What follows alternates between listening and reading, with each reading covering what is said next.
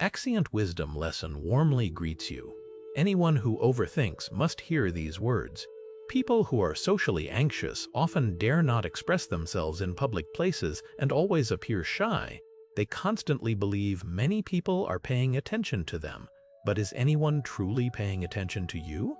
Let us explore together the 8 reasons why you easily overthink, leading to self-inflicted mental exhaustion. Different perspectives yield different truths. In fact, sensitive people who tend to overthink might be geniuses. But sometimes we only see or hear a fragment of a situation and hastily affirm our own viewpoint.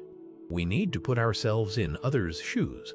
What you do may seem right to you, but it is not necessarily correct.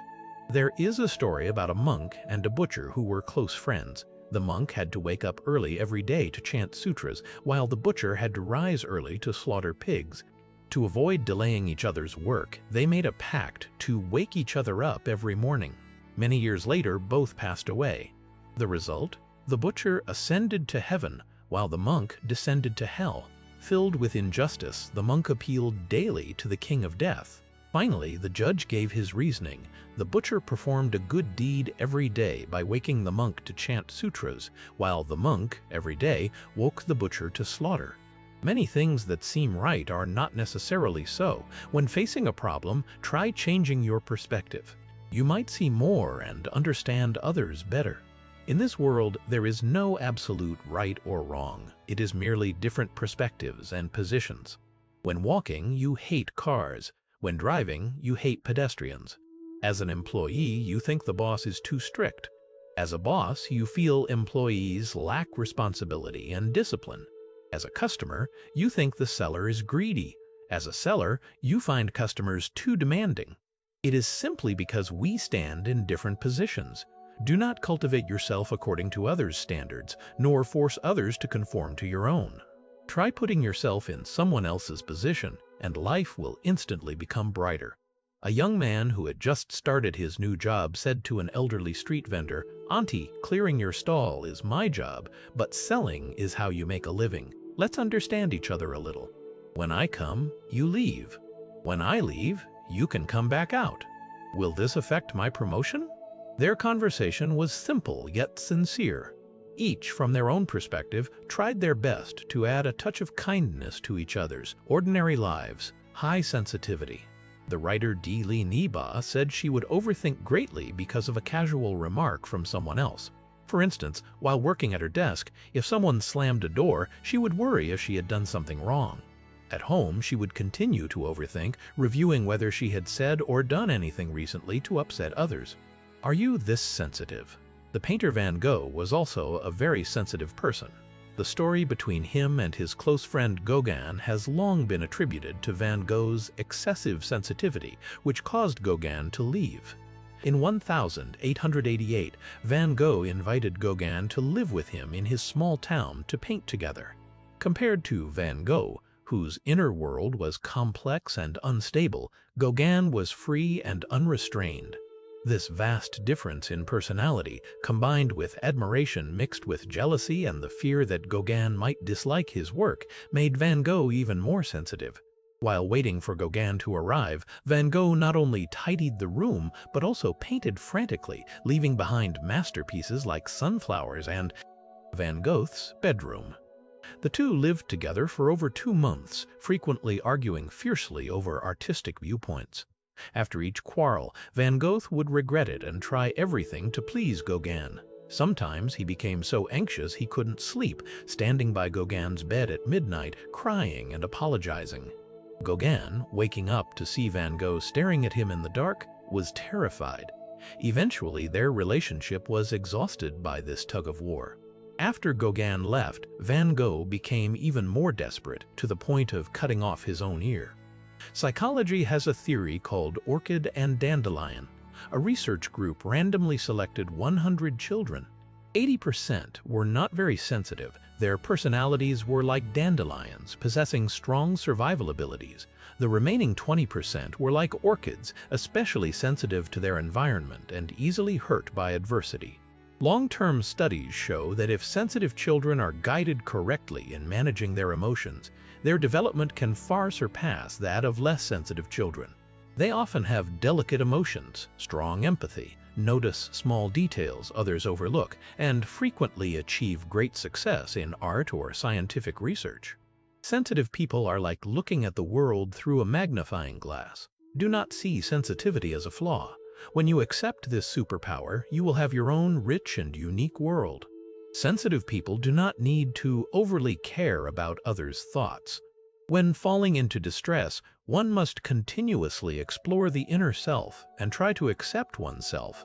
For others, especially family, learn to cherish the sensitive people around you, help them leverage their strengths, and confidently accept themselves. Confidence and love will become the foundation for a sensitive person's life, helping them love and understand themselves. Third, too much internal conflict. A little girl held 2 apples in her hands. Her mother saw her and asked, "Can you give Mom one?" Immediately, the girl took a bite of each apple.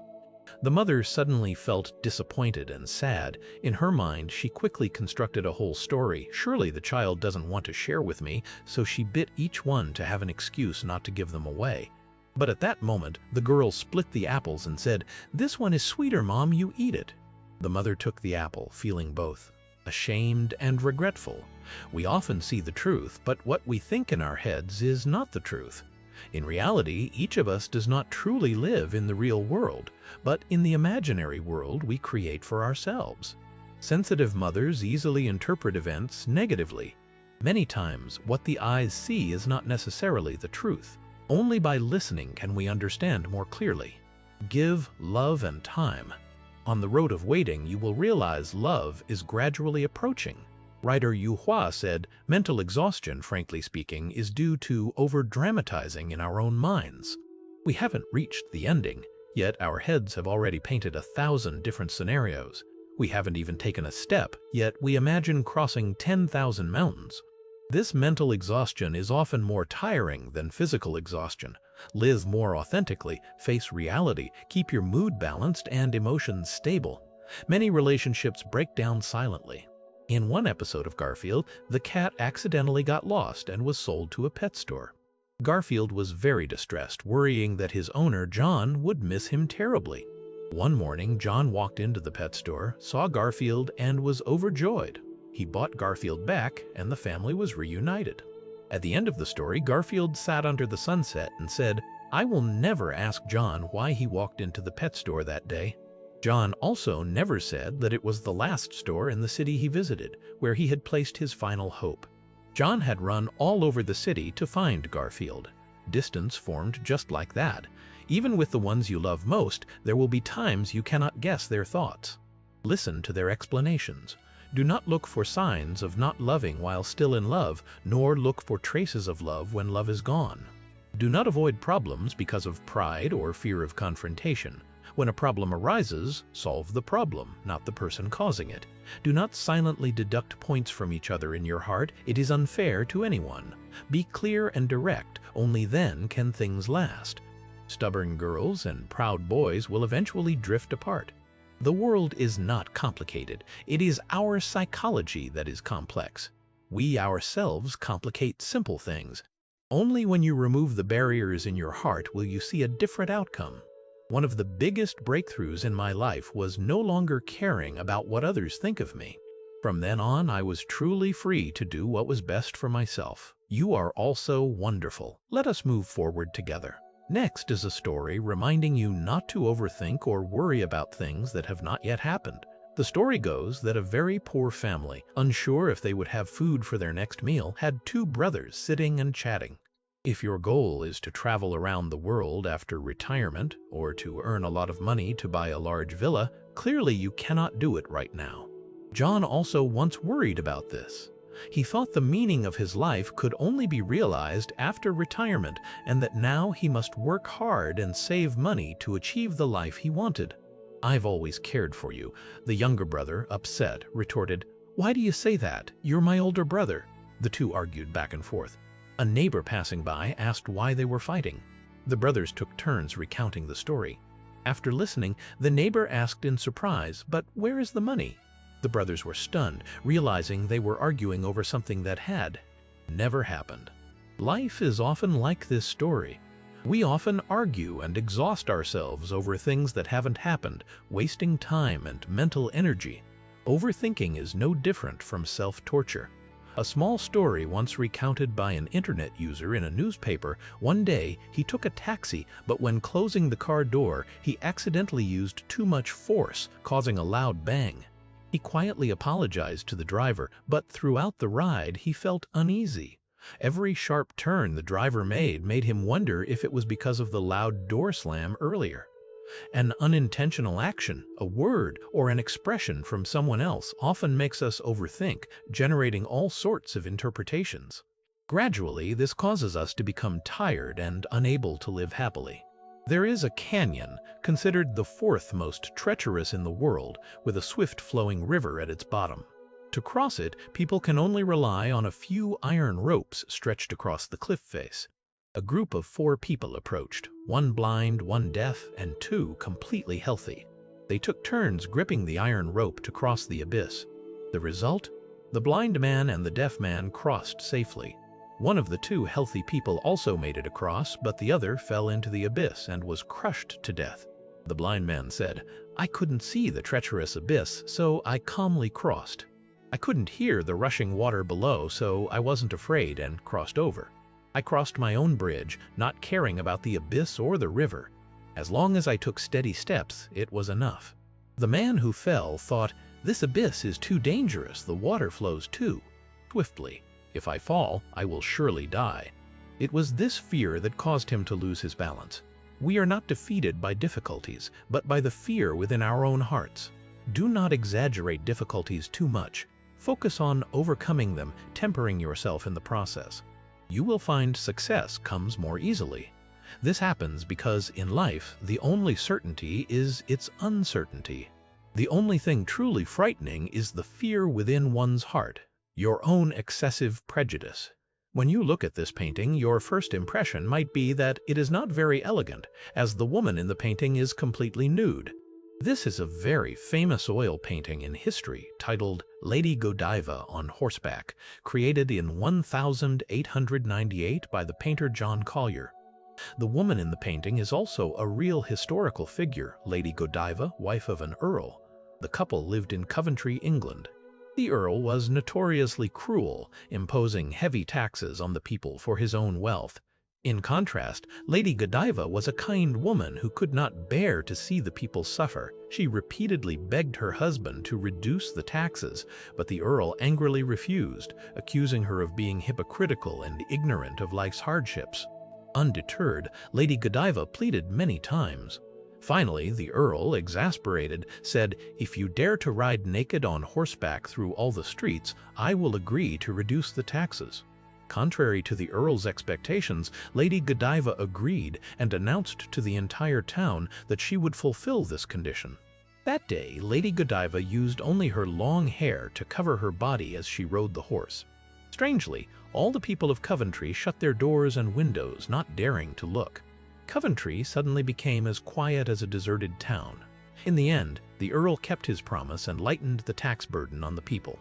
To commemorate Lady Godiva, John Collier created this painting. However, many people, upon seeing the painting, only see a naked woman and feel it is indecent.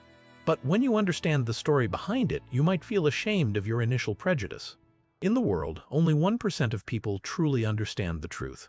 The remaining 99% live within preformed viewpoints, only knowing how to pick a side to stand on. More frighteningly, they all believe they belong to that 1%. Prejudice is sometimes more terrifying than ignorance because it allows people to comfortably impose their own opinions on others, as in the story To Kill a Mockingbird. The protagonist, Tom Robinson, was falsely accused simply because he was black. Tom was framed for a crime. Although the lawyer had evidence proving his innocence and defended him vigorously, he still could not prevent Tom from being convicted. In despair, Tom tried to escape from prison but was shot dead by the police. The book contains this line: "You never really understand a person until you consider things from his point of view, until you climb into his skin and walk around in it. Only his feet know if the shoes fit. When you mock others for running slowly or walking strangely, if you try on their shoes, you might not even be able to take a few." Steps. Never think you completely understand someone and casually judge them. This is the most basic respect for others and the noblest cultivation of a person. 6. Caring too much about others' evaluations. There was an old man who loved reading newspapers. Every day he went to the nearest store to buy one. The staff there, seeing he only bought newspapers, showed disrespect, always appearing arrogant and rude. A friend of the old man didn't understand and asked, "They treat you like this. Why don't you buy your paper somewhere else?" The old man smiled and replied, "If I get angry and go elsewhere, I'll have to walk farther, wasting time and adding trouble. Their bad attitude is their problem. Why should I let them affect my mood? We cannot decide others' attitudes, but we can decide our own mindset. Holding a grudge against others is using their mistakes to punish yourself. Not holding a grudge is the greatest form of self-love. As long as you worry about what others think of you, they can control you. Only when you stop seeking external validation can you truly be your own master. In the world of frogs, even swans can be guilty. When thoughts are not on the same level, respect is enough. Often, amidst deceptive reality, we easily lose our way and feel lost. But discovering the deep, true self within may be exactly what we need most right now. I wish for you and me to soon recognize and overcome the obstacles before us, remain loyal to the most important things, and have a complete and meaningful life. A child ran up a mountain and accidentally shouted into the valley, "Hey!" As soon as he finished, the valley echoed back, "Hey!" The child, surprised, shouted again, "Who are you?" The echo replied, "Who are you?" The child, unhappy, shouted, "Why won't you tell me?" The echo answered, "Why won't you tell me?" The child, angry, shouted, "I hate you." The echo immediately replied, "I hate you." The entire valley was filled with the sound, frightening the child, who ran home crying and told his mother everything. The mother said, "Go back and shout, 'I love you.'" The child did as he was told. This time the valley was filled with the echo, "I love you," making the child overjoyed and burst into laughter. The whole mountain seemed to smile with him. Sometimes we complain that others are cold and have a bad attitude, but we do not realize that we are the mirror reflecting them. If you encounter such a situation, ask yourself what you have done. To make others love you, you must first love them. Always be wary of what you hate. Never become the person you yourself despise. When you fight monsters, be careful not to become a monster. When you gaze into the abyss gazes also into you. Do not let the boy who once killed dragons grow up covered in dragon scales. A correct heart makes the whole world correct. One morning, a poor father, trying to console his child who was crying non-stop, tore a colorful world map into many small pieces and threw them on the ground. "If you can piece it back together, I will reward you with 2 quarters. The father thought this would take the boy all morning. But in less than 10 minutes, the boy gently said, "Done." The father was surprised. The boy explained, "The back of the map is a picture of a person. I just pieced the person together, then flipped it over. If the person is correct, the world is correct." The father smiled and gave him the money. The world's problems in the end are human problems, and human problems in the end are problems of the heart. If people are correct, the world is correct. Hell and heaven are essentially the same, differing only in one thought. On Earth, when everyone eats together, both hell and heaven have the same setup, chopsticks 1 meter long. In hell, everyone only thinks of feeding themselves but cannot get the food into their mouths. They fight and scramble, and in the end, no one gets to eat and they all starve. In heaven, everyone uses the long chopsticks to feed each other. Thus, everyone gets to eat their fill. The difference between hell and heaven lies in the human soul. As Wang Yangming said, there is no thing outside the mind. This can also be understood through the metaphor of a house and the soul. When you arrange different items in a house, the house takes on different appearances and functions. For example, if you place bookshelves and a study desk, if you place wardrobes and a bed, each person has a different family, talent, and resources. Their knowledge, career, and social status are also different, leading to each person seeing a different world. Living on the same earth, some see vast rivers and mountains, while others only see dead ends. Some feel the warmth of human life, while others only see chaotic trivialities. What your soul contains is what your world will be. When the heart changes, the world changes. Everything around you will gradually transform. Pessimism only makes life heavier. If you do not maintain a positive mindset, life will become gloomy. Do not carry negative emotions overnight, nor worry about tomorrow's troubles, or fear things that have not yet happened. When you feel you can no longer bear it, the difficulty is also about to let go. Social fear. There was a little bear living in a hollow tree, enjoying watching the scenery outside. One day, a little goldfish swam by and asked, "I'm admiring the scenery outside, it's beautiful, but why don't you come out to see it clearly?" The bear didn't know how to answer. From then on, the goldfish occasionally brought the bear small gifts like little fish and things the bear liked. In school, Kusuke's grandfather was often bullied, while Hitaka always protected him. After graduating from high school, their lives took different paths and they lost touch. Many years later, they met again.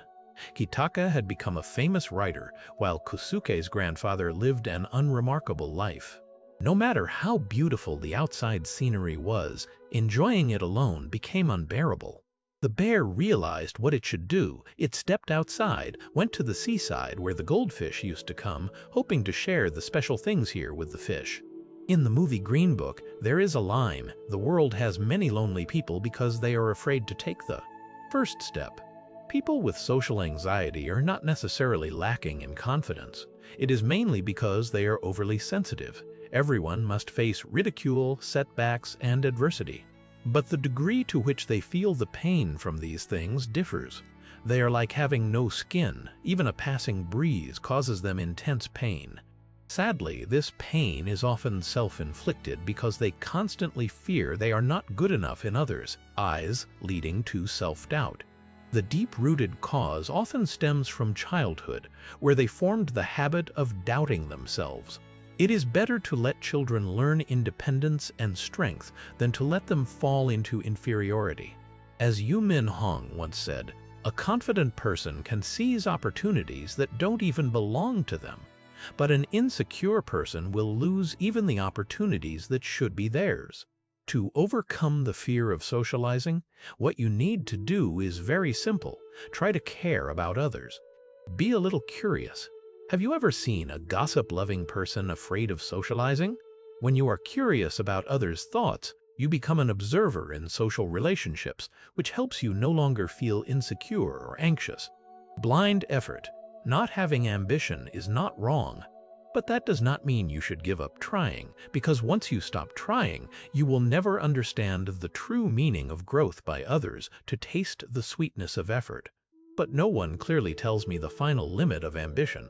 I am afraid that after giving my all, the result is still failure.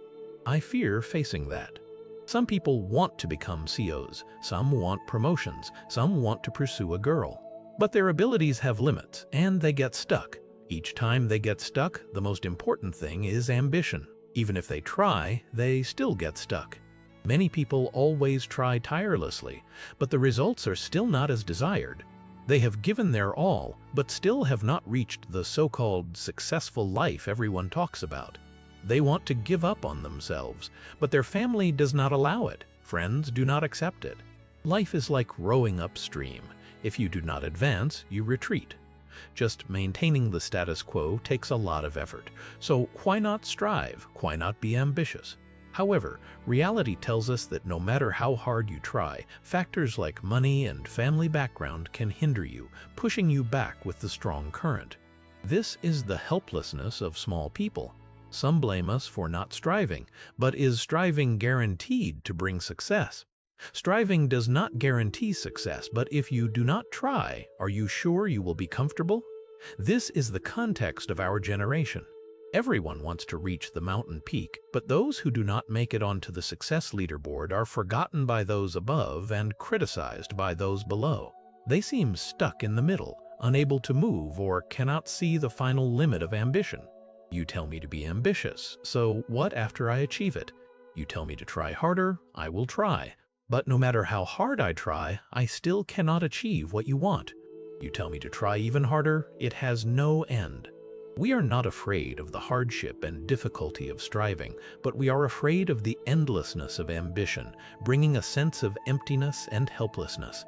Having ambition is a good thing, but everyone knows it is not always rewarded. If you do not know how to manage yourself, ambition can sometimes destroy a person. People often say, "The foolish bird flies first," but no one tells us when to stop. Many smart, hardworking people work tirelessly, staying up late constantly, but they die from overwork at only 35. We have heard such news before, and it is becoming increasingly common. The birds flying forward without stopping eventually die from exhaustion. They have time to earn money, but no time to spend it. This common office joke reflects a painful reality. For many people, working 2 extra hours after quitting time has become normal. To meet clients, they stay up late drinking and singing karaoke. Doctors stand in surgery for dozens of hours, always on standby. IT workers work more than 8 hours a day, accounting for 77.88%. Taxi drivers leave home before dawn and return at midnight, no longer unusual. Journalists must be on duty 24 hours a day. According to the 2019 Health Report for Workers, between the ages of 30 and 50, 95% of early deaths are due to serious illnesses related to overwork. Many people think being busy all the time is called striving, ambition, and progress, but at the same time, they always live under great pressure. Whenever they want to relax, a sense of unease comes over them. Therefore, they dare not stop. Even if the external environment has no great pressure, they still create tasks and burdens to carry forward. Only then do they feel they are not wasting time. We cannot choose how we are born, nor how we leave this world. But we can choose 2 things: how we love in life and how we live this life. I cannot confidently say that lacking ambition is a mistake, but I can be sure that if you have no ambition, you will definitely miss something. Mistakes can be corrected, but once missed, it cannot be regained. Mistake and miss are 2 words, but the meaning is different. Mistake is the cause, miss is the result. But having ambition, is it certain you will not miss? Life is a series of choices and misses. When you wholeheartedly do one thing, you will definitely miss another. Therefore, we need to continuously understand ourselves, adjust ourselves, and become a better version of ourselves. Not having ambition is not something to be ashamed of, but neither is it something to be proud of. It is just a state, like poverty, but also not glorious. Therefore, do not tell others that not having ambition is wrong. A billionaire was walking by the seaside and saw a fisherman lying on the sand, comfortably sunbathing. The fisherman did not look wealthy. "Why don't you go out to sea to catch fish?" The fisherman glanced at him and replied indifferently, "Why should I? Then you can catch more fish and earn more money." "Why do I need to earn more money?" "So you can buy a nice bed and lie on it to sunbathe. I am already lying here sunbathing. Why work hard all day just to do this? You are not me. How do you know what I need?" Ambition does not necessarily need others to recognize you, nor is it to live in their eyes. Ambition is just a state, not a goal. Life will tell you the goal you may need later. The most important thing is, no matter what, life is a series of misses. Having ambition does not avoid missing. When you are exhausted and still do not achieve what you want, finally, someone will say you can replace ambition with peace. That state is relief, a way to forgive yourself. Many people no longer have ambition, perhaps because they have accumulated enough disappointment, because they fear that no matter how hard they try, their wisdom or ability is only average. They still lose what they want or the dream they want to achieve. You can say it is an escape, but as long as it can bring a bit of temporary comfort and relaxation, compromise is not a mistake. A soldier who does not want to be a general is not a good soldier. But when he finds he cannot be a general, has anyone ever told us that initially everyone is full of passion? Even if they do not like it, they still try their best to strive, but it seems everyone has a limit. When wanting to take one more step feels too difficult, sometimes it is impossible. Most people, when they see you trying, will blame you for not trying hard enough. When you slow down a bit, they will blame you for being content with the status quo. I remember a teacher once said, "Life does not divide high and low, only differences between right and wrong. Ambition is necessary, but your eyes should not only look up or down. Encouragement and motivation are also necessary, but turning them into pressure weighing down on others. There is always someone above you. No matter how hard you try, you will not be as good as others.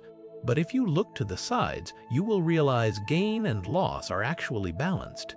You admire others for their career success, but you do not see the great pressure on them, forcing them to work non-stop and not allowed to make mistakes. You do not see their personal time as almost non-existent, do not see their health is seriously eroded, do not see the cracks in their family or relationships. It is simply a different way of living. You do not need to force yourself to become someone else because everyone is different.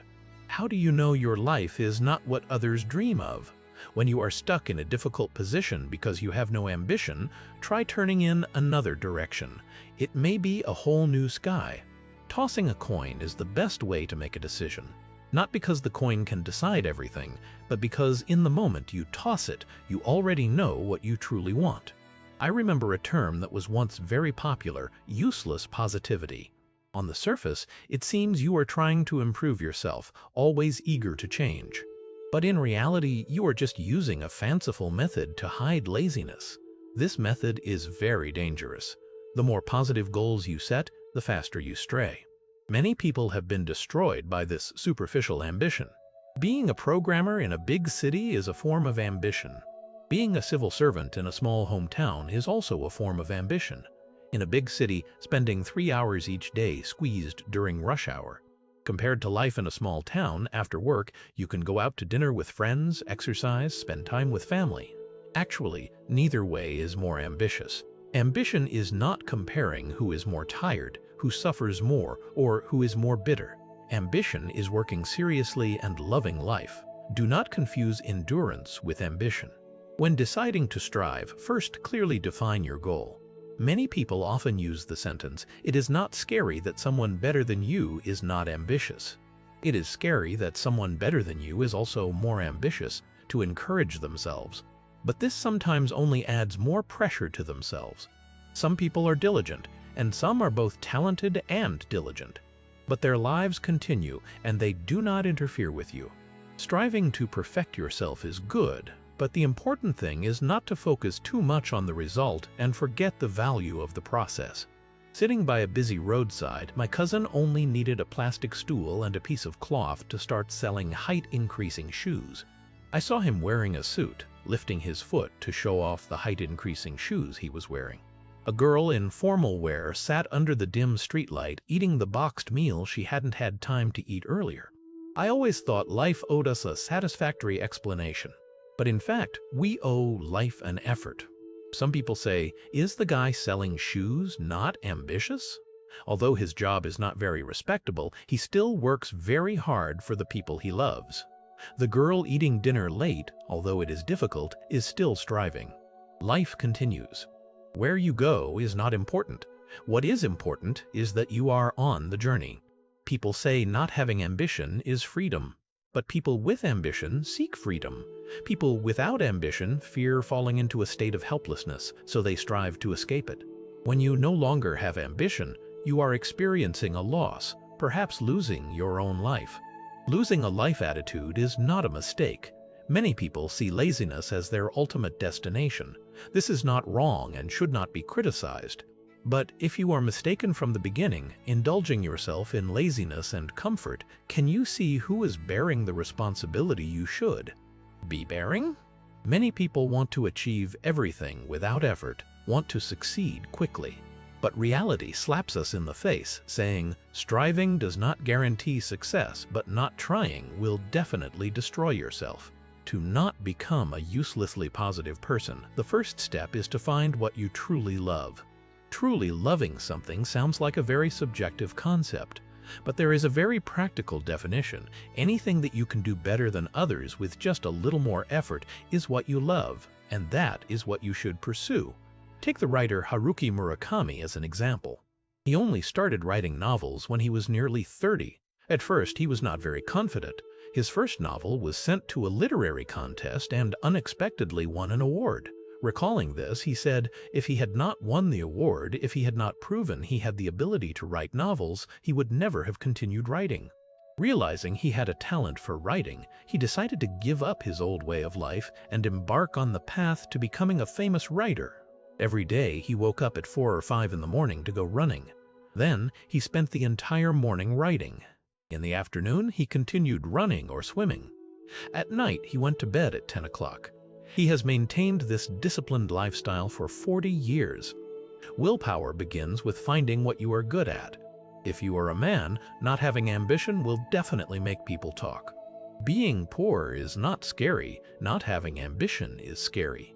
But what is ambition? Earning a lot of money is ambition, or working non-stop is ambition. In love, it is the same. People often care whether a man has ambition as it relates to the quality of future life. There is a sarcastic joke. A man who gives a sense of security is someone who currently has a lot of money. A mature, steady man is someone who always has money. A man with ambition is someone who might have money in the future. In life, some people use so-called ambition to torture themselves. They set very high standards, but few can actually achieve them. Today, I must learn something new to improve myself. But the result is often failing to turn expectations into motivation for action, instead turning it into self-inflicted mental exhaustion. They feel tired and accomplish nothing. Day after day, this cycle only makes them more conflicted and insecure. Such ambition becomes a poison. An article once said, only 2% of people truly have ambition. The article presented a viewpoint. Why do you want to be ambitious but cannot turn that desire into action? Because you always overthink. Many people always think about grand plans. What will I do next? Who will I become in the future? But usually, they only talk and do not act. This is not ambition, it is self-deception. It is a severe lack of action ability. Ambition without execution only turns you into a giant in thought, a dwarf in action.